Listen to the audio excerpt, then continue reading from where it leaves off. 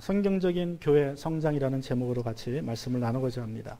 지난주에 우리가 베드로의 두 번째 기적적인 그 탈출 이야기를 나누었죠. 사실 탈출이라기보다는 구출이죠. 탈출이라는 것은 베드로가 주도적으로 한 것이 탈출이고, 구출인 것은 하나님께서 천사를 보내주셔서 그를 구원하셨기 때문에 사실 구출이라는 말이 더 정확합니다.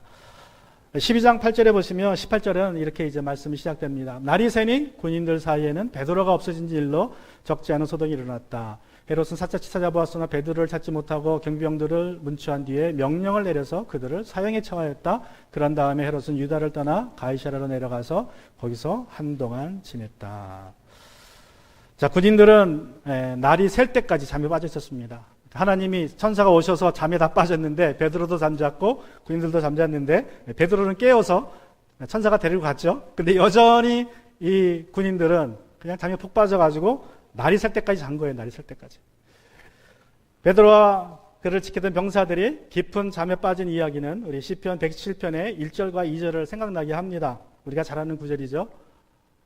여호와께서 집을 세우지 아니하면 세우는 자의 수고가 헛되며 여호와께서 성을 지키지 아니하시면 바스꾼의 경성함이 허사로다. 너희가 일찍 일어나고 늦게 누우며 수고의 떡을 먹음이 헛되도다. 그러므로 여호와께서 그 사랑하시는 자에게 잠을 주시는도다. 제가 개역성경을 읽어드렸습니다. 여러분, 주님께서 함께하지 않으시면 인간의 모든 수고가 헛되다고 말씀합니다.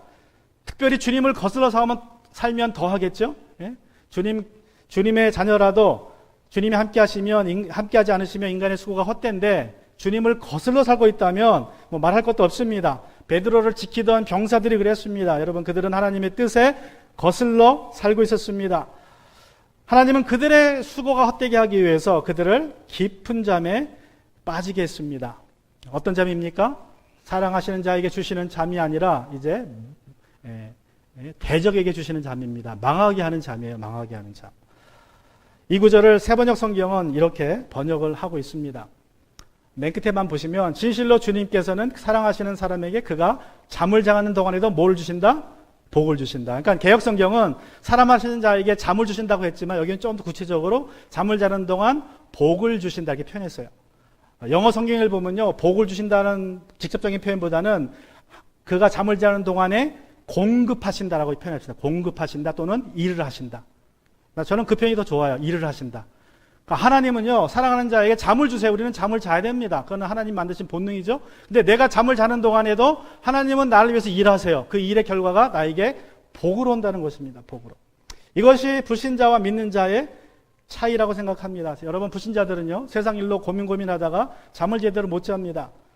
미국 사람들의 4분의 1이 저녁마다 잠을 못 잔다고 하죠. 그래서 수면제를 먹는다 그러는데, 그러나 하나님의 자녀들은 풍랑 속에서도 단잠을 잘 수 있어요. 왜 그래요? 하나님께서 나를 위해서 일하시고 나에게 복을 주신다는 사실을 내가 믿기 때문에, 의지하기 때문에 잠을 잘 수 있습니다.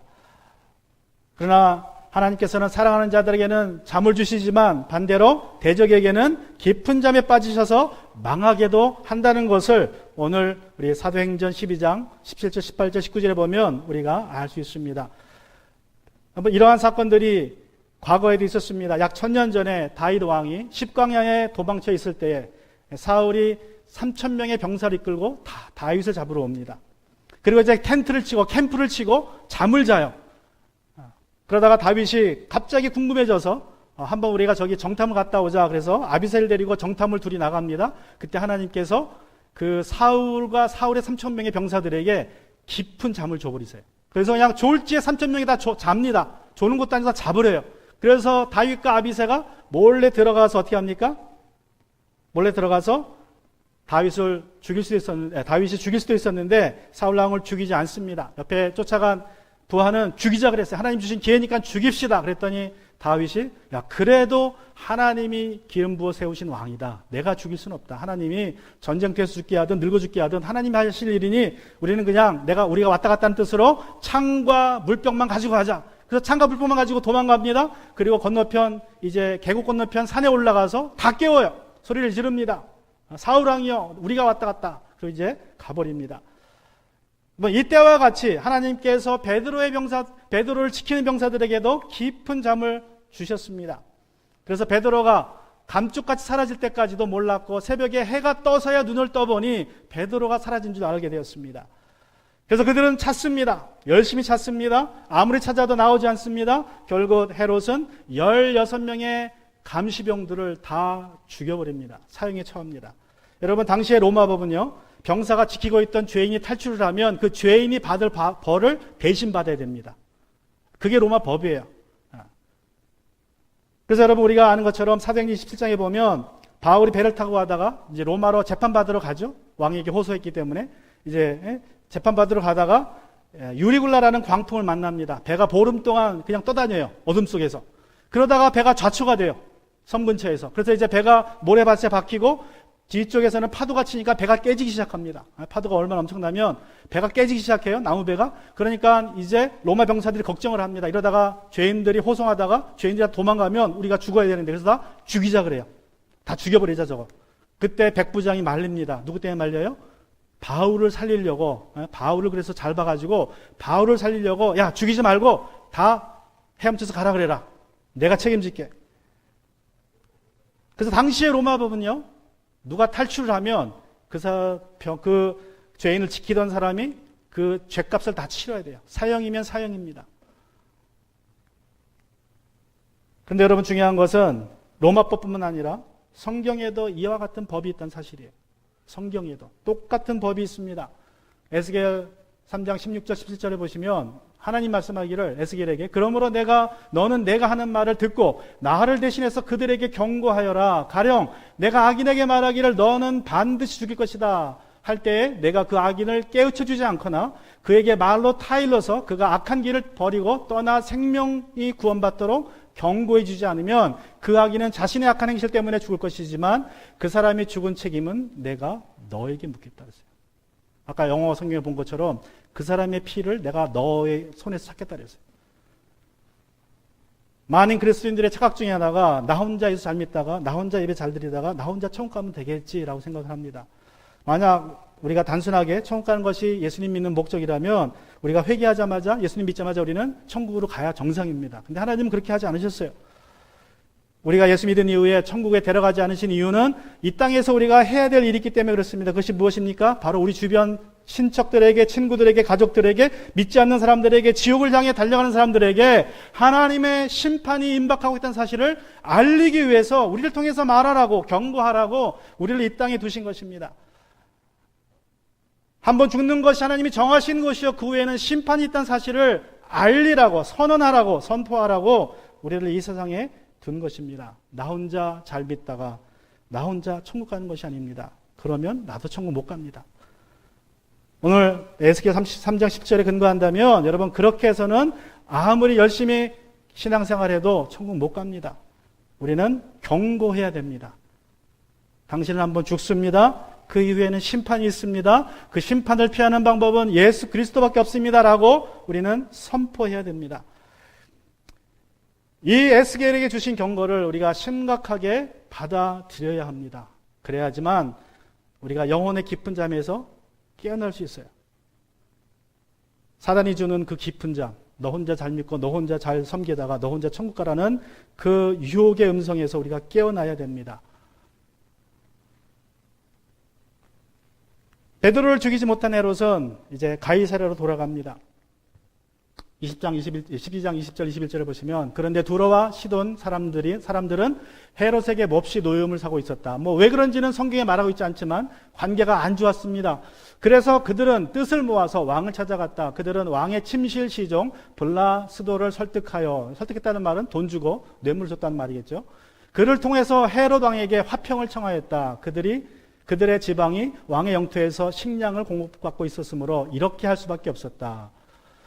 지정된 날에 헤롯이 용포를 걸쳐 입고 왕자에 좌정하여 그들에게 연설하였다. 자, 가이사랴로 돌아간 헤롯의 이야기가 기록되고 있습니다. 여러분 보면 두로와 시돈, 이 지도를 보시면 이 두로와 시돈이라는 곳이 여기 가이사랴는 여기고요. 여기가 가이사랴고 여기 두로가 있고 시돈이 있습니다. 북쪽인데 지도가 보면 여기는 파란색이죠. 이쪽 다 파란색이고 파란색인데 여기는 농사가 잘 된다는 뜻이에요. 여기는 평지고. 근데 여기는 다 갈색이죠. 브라운. 여기는 산악지대입니다. 농사가 안 돼요. 그래서 이 두로와 시돈은 파란색이 별로 없습니다. 식량이 별로 나지 않아서 솔로몬 왕 이후로 1000년 동안 여기서 식량을 공급받았어요. 여기서, 요 파란 지역에서, 갈릴리 지역에서. 자, 그런데 어떤 일이 벌어졌습니까? 자, 그 당시 이 두로와 시돈이 헤롯 왕과 관계가 안 좋았어요. 그런데다가 글라디우스 황제가 들었으면서부터 가뭄이 일기 시작합니다. 이미 11장, 사도행전 11장 18절에서 아가보라는 선지자가 예언했죠. 큰 기근이 될 것이다. 그거는 팔레스타인뿐만 아니라 로마 전 왕국에 걸쳐서. 그래서 계속 기근이 일어나요. 처음에는 이집트에서, 그 다음에는 로마에서, 그 다음에는 뭐 저기 터키 지역에서. 그러니까 이제 이 두로와 시돈 사람들이 걱정이 됩니다. 야, 우리가 음식을 저기서 공급받는데 지금 이게 헤롯 왕과는 관계가 안 좋고 이러다가 정말 여기에 가뭄이 심하게 더 들면 우리는 먹을 것이 없겠다. 그래서 억지로 뇌물을 줘서 이제 헤롯 왕을 만날 그러한 자리를 마련합니다. 그리고 이제 그날이 왔어요. 약속된 날에 두로와 시돈 사람들이 왕창 몰려왔습니다. 헤롯을 기쁘게 하기 위해서 헤롯의 왕궁으로 나왔습니다. 자, 그런데 이제 어떤 일이 벌어집니까? 21절에 보시면 지정된 날에, 그러니까 약속된 날에 헤롯이 용포를, 왕이 입는 옷을 입고 왕자에 좌정하여 그들에게 연설하였다. 요세푸스라는 1세기 유대인 학자의 그 기록에 따르면요, 전날 일어난 일을 기록하고 있는데, 이 헤롯 왕이 용포, 이게 그 은실로 짠 옷을 입고 나왔대요. 은실로 짠 옷을 입고 하얗게. 그리고 해가 뜰 때에 나왔답니다. 해가 뜰 때에 왕궁에서 걸어 나와서 왕자에 앉은 거예요. 그리고 해를 받으면서 연설을 한 거예요. 한번 상상해 보세요. 예? 이제 새벽 미명에 해가 막 올라오는데 헤롯이 딱 나타났어요.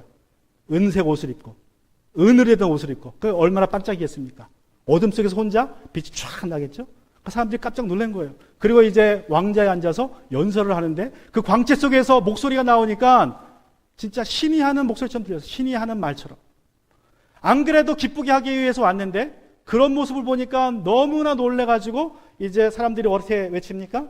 22절에 보시면 그 말을 듣던 사람들이 그때 군중이 신의 소리다, 사람의 소리가 아니다라고 외치기 시작했어요. 그냥 열광을 합니다. 야, 이것은 신의 소리다, 신의 소리다. 물론 속마음이 있었겠지만 자기들이 생각했던 더 이상으로 와서 보니까 놀라운 광경이 펼쳐져 있는 거예요. 저 왕이 은색 옷을 입고 빛을 내면서 말하는 것이 상상이 되지 않았습니다. 그래서 그들은 신의 소리다, 사람의 소리가 아니다라고 외치기 시작했고, 헤롯은 그 칭송을 받으며 가만히 있습니다. 즐겨합니다.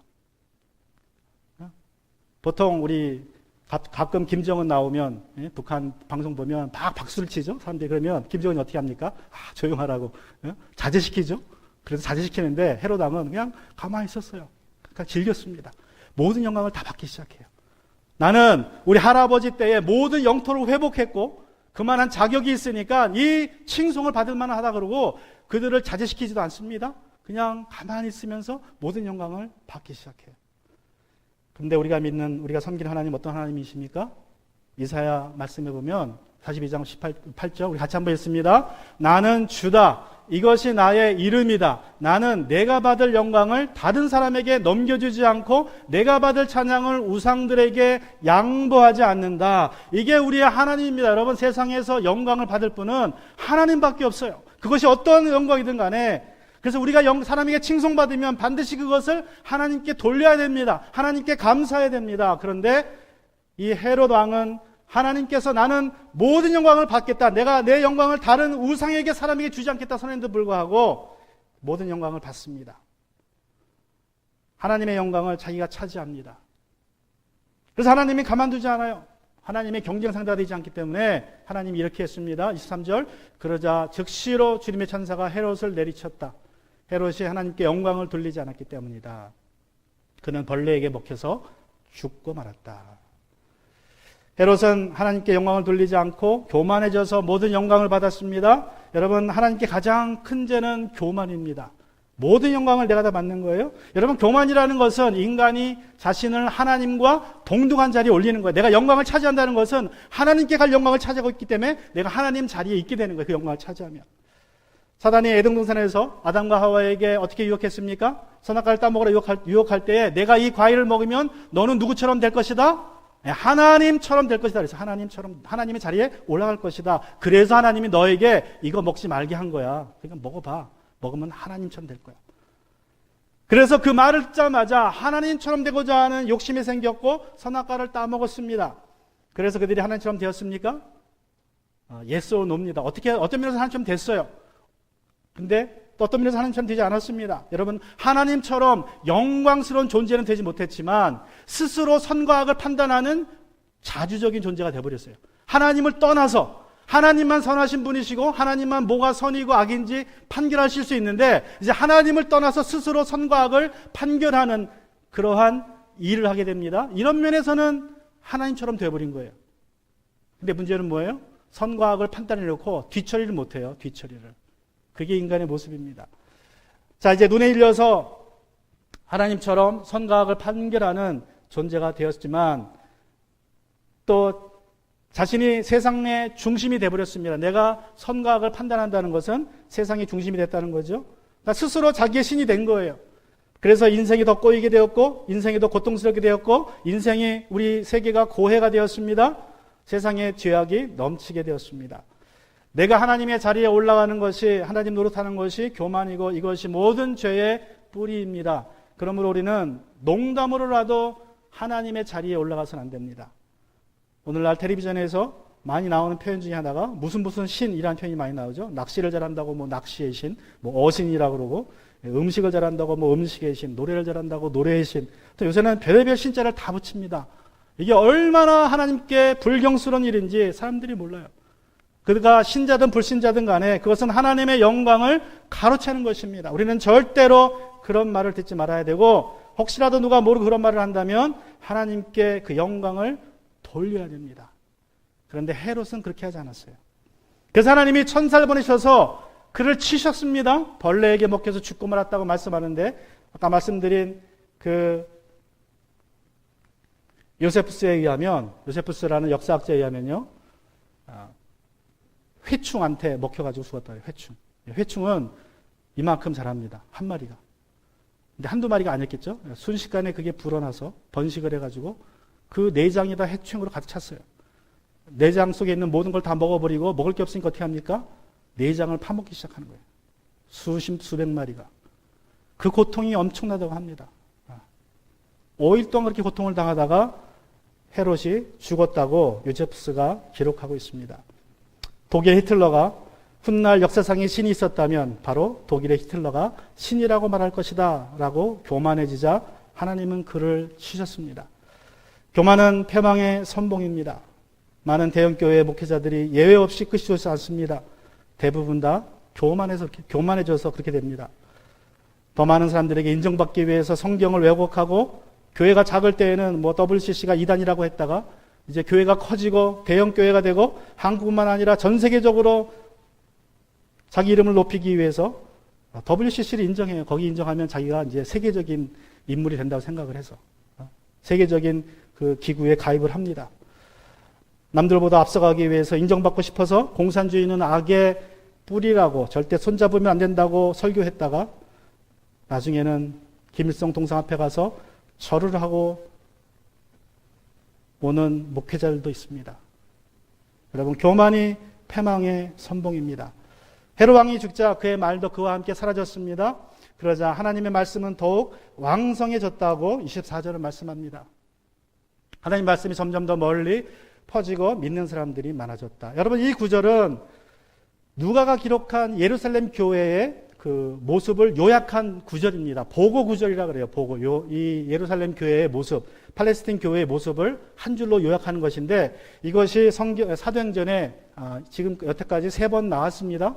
6장 7절에 보면 하나님의 말씀이 계속 퍼져나가서 예루살렘에 있는 제자들의 수가 부쩍 늘어나고 제사장들 가운데서도 이 믿음에 순종하는 사람들이 많았다. 또 9장 31절에 보면 그러는 동안에 교회는 유대와 갈릴리와 사마리아와 온 지역에 걸쳐서 평화를 누리면서 든든히 서갖고 주님을 두려워하는 마음과 성령의 위로로 정진해서 그 수가 점점 늘어갔다. 또 12장 24절 보면 하나님의 말씀이 점점 더 널리 퍼지고 믿는 사람이 많아졌다. 자, 이 세 구절이 이제 사도행전 1장 8절에 나오는 예수님의 마지막 명령에서 예루살렘과 유대와 사마리아와 거기까지의 그 교회의 모습을 점검해 주는 거예요. 이렇게 누가가. 그래서 처음에 예루살렘 교회, 그 다음에 유대와 갈릴리 사마리아 지역 교회, 이제 12장 14절 보면 고넬료도 나오고 다 지나갔죠. 그래서 이제 예루살렘 온 팔레스틴 지역까지 이제 나가는 것을 요약한 구절인데, 여러분 이 세 구절은 특별히 우리에게 성경적 교회 성장을 말씀해 주고 있습니다. 오늘날 거의 모든 신학교가 다 교회 성장학을 가르칩니다. 학문으로도 가르치고요. 또 어떤 교회는, 어떤 신학교는 부서가 있어요. 교회 성장학 부서가 있어서 교회 성장학을 열심히 연구합니다. 교회 성장학에서 말하는 교회 부흥의 핵심 요소가 무엇인 것 같습니까? 자, 교회 성장의 핵심 요소 뭐라고 가르칠까요? 신학교에서 사업 성공의 핵심 요소하고 똑같습니다. 그게 뭐냐 하면 location and location, location. 사업할 때도 뭐가 제일 중요하다 그래요? 장소, 위치가 어디냐가 중요하다 그러죠. 교회 성장도 첫 번째 핵심, 성공 핵심 요소가 로케이션이라고 그래요. 로케이션. 제가 골든게이트 신학교 다니면서 전도사역을 할 때에 샌파블로라는 작은 도시에 있는 개척교회에서 했습니다. 이웃에는 바로 남쪽에는 리치몬드라는 동네가 있어요. 리치몬드. 이 리치몬드 시는요, 당시에 미국에서, 그러니까 25년 전에 미국에서 살인율이 제일 높은 도시예요. 무서운 도시입니다. 아주 어마어마하게 무서운 도시인데, 특별히 그 리치몬드를 관통하는 철도가 있어요. 근데 철도에서 교통사고가, 이제 살인 범죄가 많이 일어나서 그 철도가 아주 유명했어요. 거기는 가지도 말라고 그러고. 그런데 그 도시에 바로 이웃 도시가 샌페블로 작은 도시고, 제가 다니던 교회가 그 샌페블로의 그 철도 옆에 있었어요. 그래서 가끔 총소리가 납니다. 한 번은 송호영신 예배 때 총소리가 나가지고 경찰이 오기도 했다 그래요.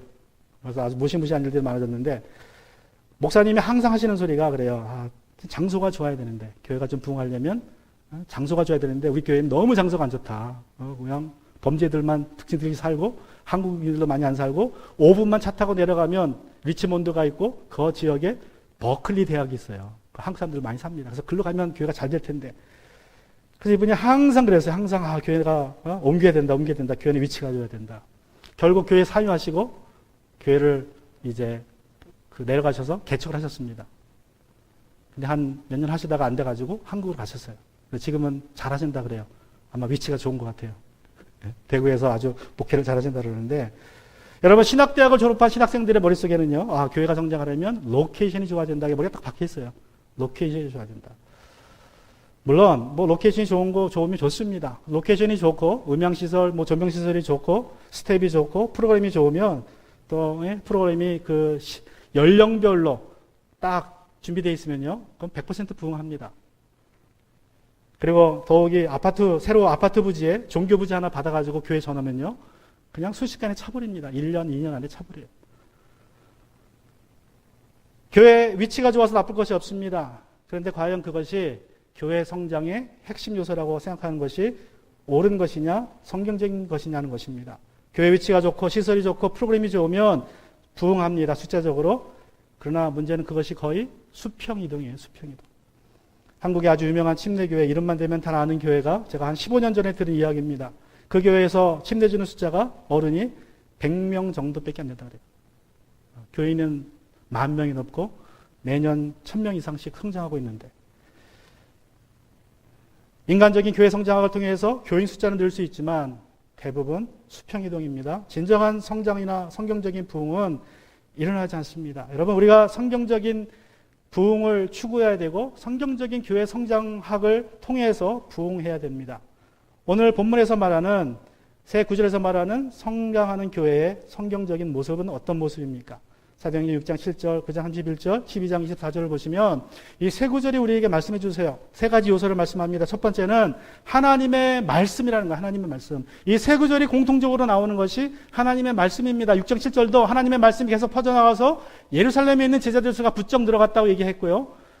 12장 24절도 하나님 말씀이 점점 더 멀리 퍼지고 믿는 사람들이 많아졌다고 말씀합니다. 문제는 9장 31절에는 말씀이라는 것은 표현이 없어요. 그런데 우리가 짐작할 수 있습니다. 한국어 성경은 아쉽게도 짐작이 안 가지만 여기 보면 든든히 서갔고라고 표현이 되어 있어요. 든든히 서갔고. 이 서갔다는 말은 꼭 능동태 같죠? 내가 스스로 섰다. 그런데 영어 성경에 보면 저 서갔다는 말이 edified라고 되어 있어요. edified. 아까 우리 본 것처럼 edified.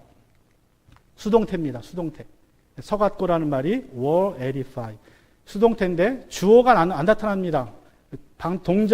동작을 유발한 주어가 나와야 되는데 여기 주어가 빠져 있어요. 신약 성경에서 수동태인데 주어가 안 나와 있으면 대체로 하나님이 주어라는 의미입니다. 다 그런 건 아니지만 대체로. 문맥에 따라서 주어가 나오기도 하지만 전혀 나오지 않을 때는 그 말이 좋은 말이면 나쁜 말일 수도 있겠지만 하나님이 행동의 주체예요. 여기도 마찬가지로 주어가 안 나왔죠? were edified by what? who? 안 나왔죠? edified, 세워졌는데 누구에 의해서?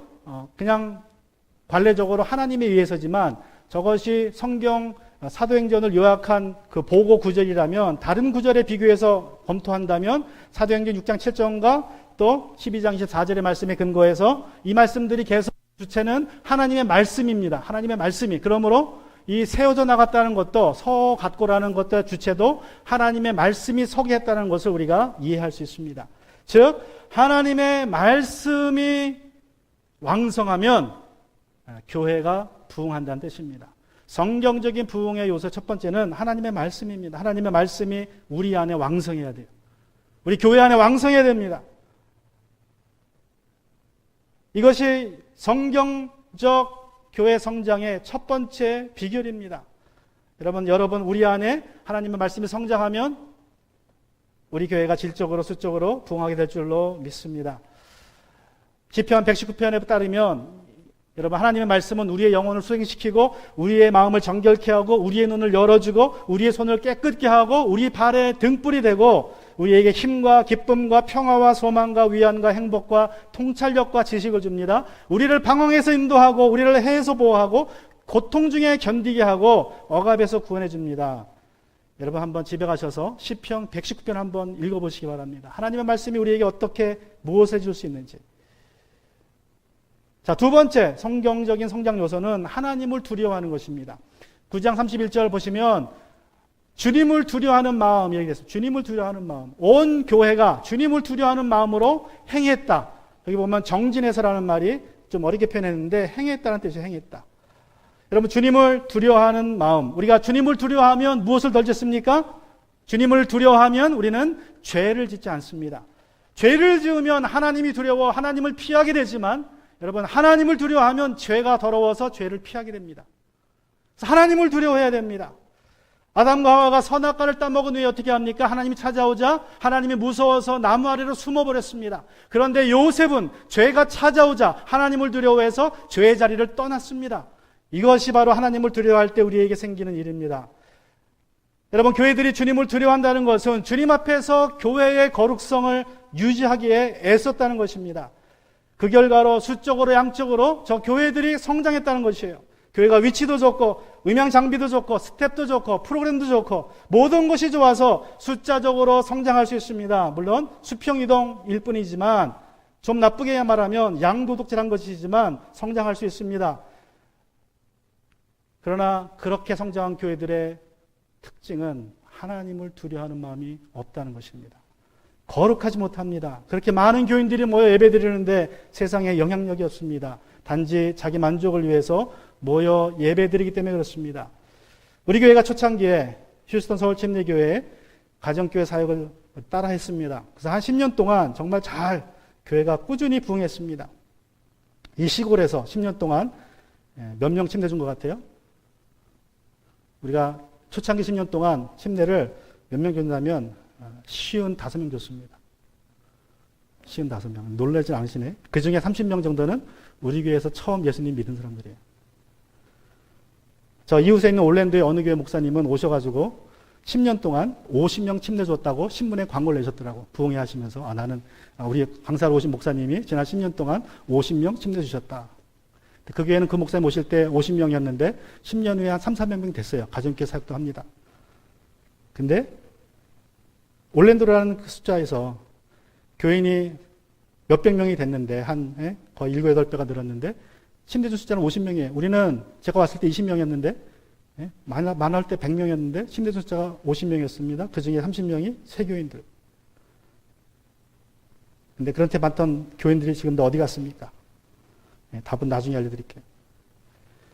휴스턴 서울교회는 우리 미국에 있는 남침례 교회들 중에서도요. 그러니까 미국에 있는 미국인 남침례 교회들 중에서도 성장하는 10대 교회 중에 하나입니다. 매년 거의 100명 이상을 침례를 줘요. 매년. 헌금도 엄청 많이 합니다. 물론 교회 숫자는 그렇다고 뭐 몇천 명이 아니라 한 1000명 정도밖에 유지가 안 돼요. 다 나가기 때문에.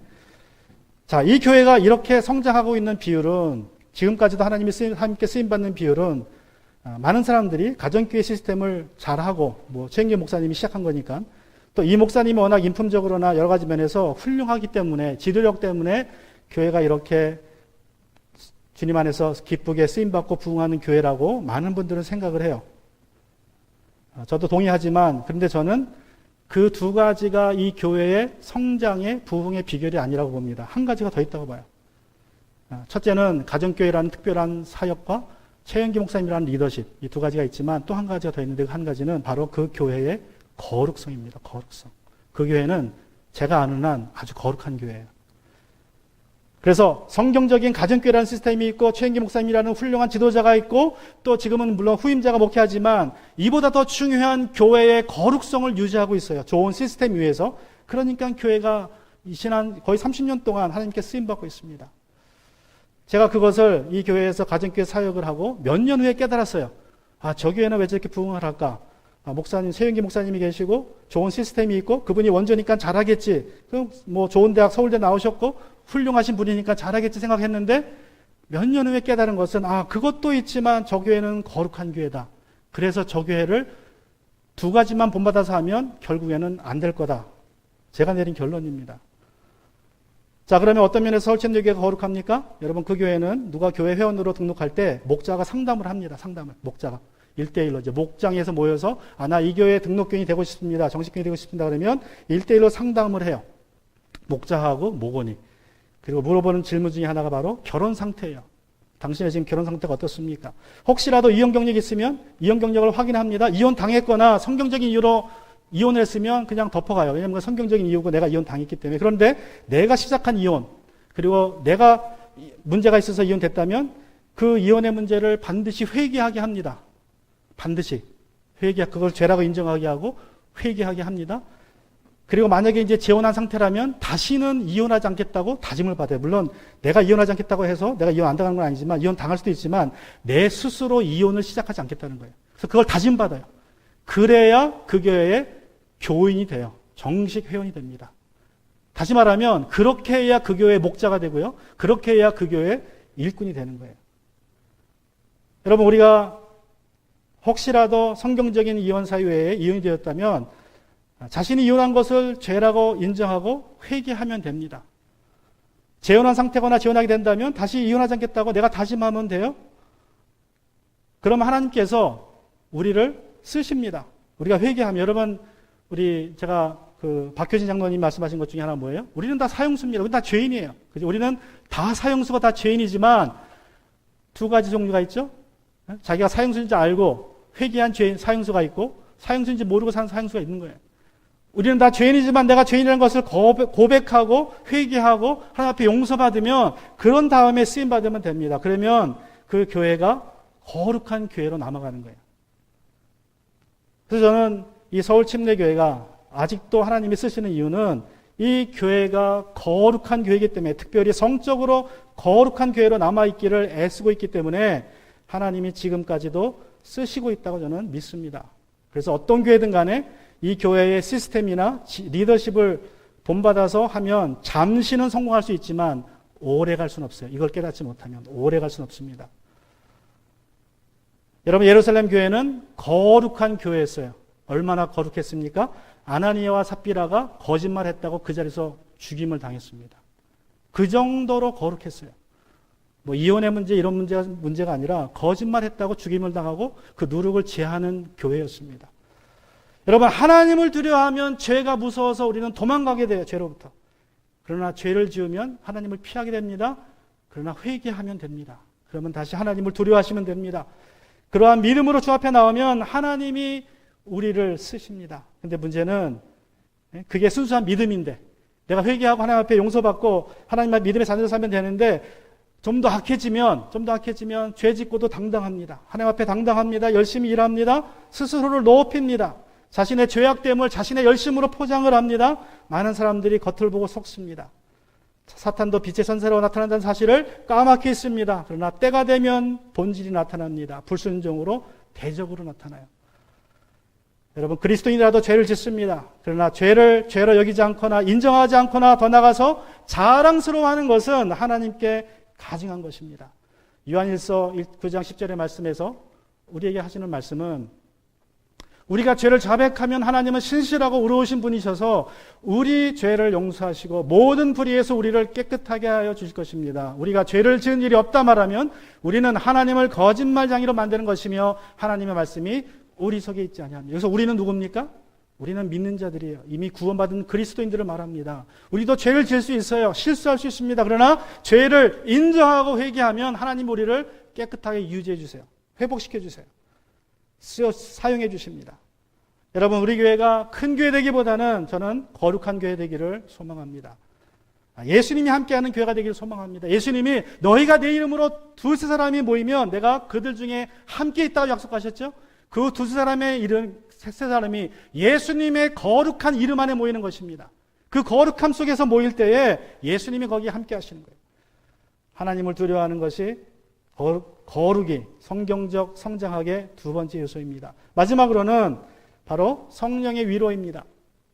31장 보시면 주님을 두려워하는 마음 두 번째고 성령의 위로로 정진해서 성령의 위로로 정진했다. 말씀드린 것처럼 저 정진이라는 말은 그냥 행했다. 워킹이라는 소리예요. 영어로 워킹. 그런데 여기서 위로, 성령의 위로라는 말이 나오는데 그 위로라는 말을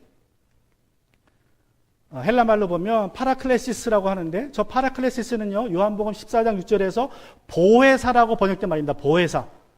보혜사. 곧 성령과 위로가 같은 내용인데 The Holy Spirit, The Comfort of the Holy Spirit 하면서 성령님과 성령님의 별명이 나왔어요. 위로. 근데 여기서 위로로 번역을 했습니다. 위로, 이 파라클레시스라는 말은 옆에서 말하다. 옆에서 말하는 존재가 성령인데 옆에서 말하는 존재가 또 있죠? 누구도 있습니까? 사탄도 있죠? 사탄도 옆에서 말합니다. 근데 성령은 좋은 말만 해요. 우리에게.